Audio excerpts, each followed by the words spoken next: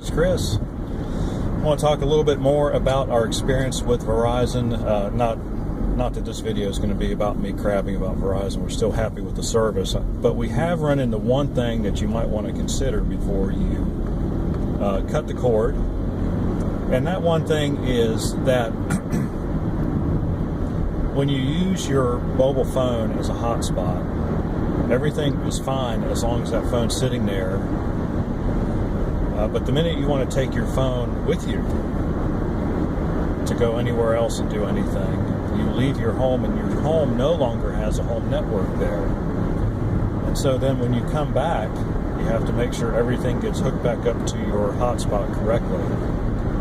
And so I've noticed that it's kind of an inconvenience. Now, if you followed my direction from a previous video on how to set a static IP address on your wireless router, on your wireless printer, then you don't need to worry about that aspect of it. That could be a pretty big problem for a lot of people, though. If you just set up your wireless printer using the install disk or whatever, and you've got it hooked up to your wireless hotspot on your phone, and you've got it set to dynamic address setting rather than static address setting, then you could lose connection with your printer and be forced to run through the setup program again, or at least most of it.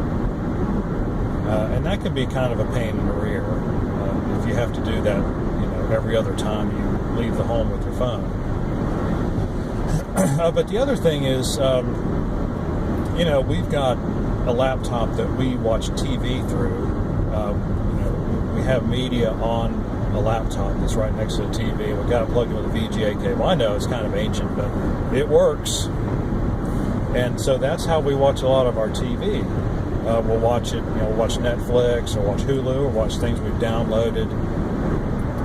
Unfortunately, those services or the download aspect of it has to run through the hotspot on the phone. And so, if the phone's not there, can't watch TV. And so I think what we're going to have to do, we're going to have to get another device and just have it be like the replacement for the DSL route that we used to have with CenturyLink. I just think that's what we're going to have to do. Fortunately, with the plan we're on, which is, I finally got the first real bill. And for 2 lines, it's $140 plus $7 tax. So $147 for 2 lines, unlimited internet.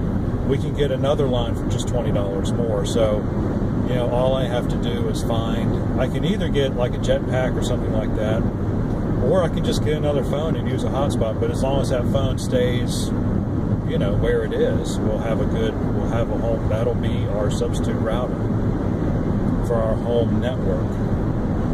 One of the other things with the wireless printer we ran into is that Lee's connection to the wireless printer has to run through my phone. So if I'm not home, she can't print anything. Yeah, things things you don't realize because you've never done it before. So we're figuring these out and passing this information on to you. So really, if you're going to have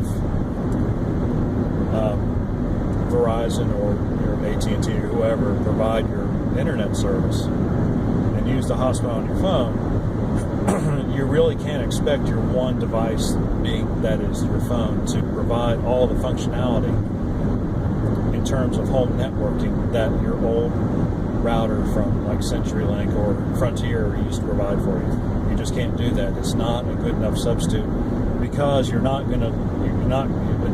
have a mobile phone for a reason, which is because you want to carry it with you. And so you're not going to leave it at home when you go out somewhere just so you can finish downloading a file, or just so your spouse can print something while you're not there. That's unrealistic. So you're going to have another device. Fortunately, you don't have to spend an arm and a leg for it. So we'll probably just pick up like another Moto X or something, or I've been thinking about getting a Galaxy S3 because I've heard that they have better reception for cell phone service, and so I would like something that did a little bit better than our Moto Gs do. But we'll just see how that goes. But I can pick up a Galaxy S3. It doesn't even have to have a good screen on it. just well enough to see. So, probably pick one up for $50-$60 on eBay. And of course, I know how to fix the screen anyway, so that's no big deal. So, I think that's what I'm going to do. Going to order up another device, add another line. We still will be saving over $50 compared to what we were spending 3 months ago with having CenturyLink and then two smartphones on their prepaid plan. So I'm still happy with it. And like I said, very satisfied with the service. Haven't had any trouble with it. Signal strength has gone down a little bit, I can tell, and maybe the top speed on the internet's gone down since the beginning of spring. It's now that all the foliage, as Marge Simpson would say, is on the trees. I think it does cut down the signal strength just a little bit compared to in the middle of the winter when there's no foliage at all. So, but other than that, but it still works fine. And so for where we are and what we want to accomplish, it's a good solution for us. And if we ever decide to get an office again, it's good to know that I'll just be able to take my phone. I won't have to buy business internet from someone. And so that's something to think about for the future. If we ever decide to get a shop again for whatever reason, that is $100 a month we won't have to spend. And so that starts to be an important consideration in terms of the future of our business. So we'll just have to see how that goes. So anyway, just thought I'd touch base with you.